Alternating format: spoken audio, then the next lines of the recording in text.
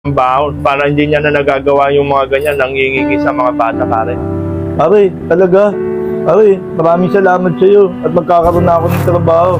O Rolly, humingi ka ng tawad sa dalawang anak ni Paring Barok. Sige po, tay. Hingi po ako ng tawad. Mga bata, sana mapatawad niyo ako. Pangako, hindi ko na uulitin.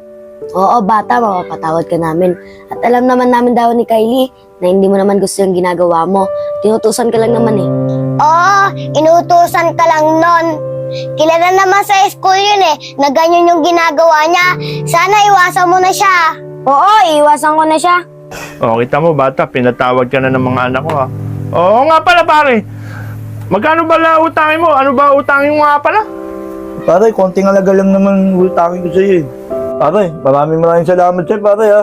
Sige pare, naku, huwag ka na magpasalamat. Basta sa darating na Lunes, magang-maga, sumabay ka kagad sa akin para makapasok tayo. Saka yung utangin mo, babayaran mo naman yan eh. Para makabayad ka ng utang. Halika, pumili ka na ng utangin mo pare.